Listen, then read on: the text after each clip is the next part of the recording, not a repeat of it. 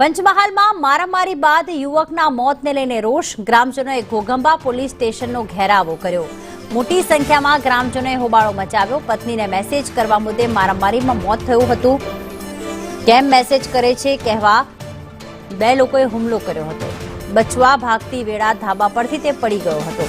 પંચમહાલમાં યુવાનના મોત બાદ ઘોઘંબાના police station પર હોબાળો, હત્યાના આરોપીઓ શામેલ હોવાનું અને તેમને ઝડપી લેવા માંગ સાથે પોલીસ સ્ટેશને ઘેરાવો કરવામાં આવ્યો। હર્ષદ અમારી સાથે જોડાઈ ગયા છે। હર્ષદ, કયા કારણોસર હોબાળો કરવામાં આવ્યો હતો અને યુવાનનું મોત કઈ રીતે થયું હતું?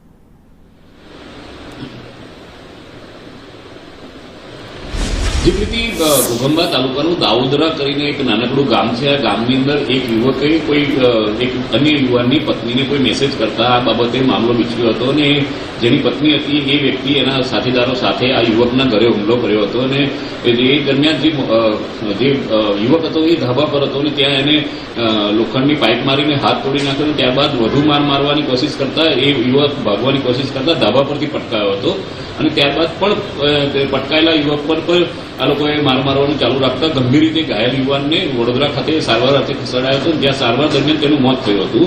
હવે આ ઘટના જે બની છે એના કારણે ગામ લોકો રોષે ભરાયા હતા અને આ જે મૃતદેહ છે વડોદરાથી ઘરે લાવવાની જગ્યાએ તે લોકો સીધા ઘોઘંબાના રાજગઢ પોલીસ સ્ટેશન લઈ ગયા હતા અને રાજગઢ પોલીસ સ્ટેશને એવી માંગ કરી હતી કે જે પરિવારજનો છે, જે મારનાર યુવકના પરિવારજનો છે, તમામ પરિવારજનોની સામે ફરિયાદ થાય અને તાત્કાલિક તે લોકોને એરેસ્ટ કરવામાં આવે, આવી માંગ સાથે હોબાળો કર્યો હતો। પરંતુ રાત્રિ દરમિયાન જ્યારે આગેવાનોએ દરમિયાનગીરી કરી ત્યારે આ સમાધાન કરી અને ડેડ બોડી તેઓ અંતિમ સંસ્કાર માટે લઈ ગયા।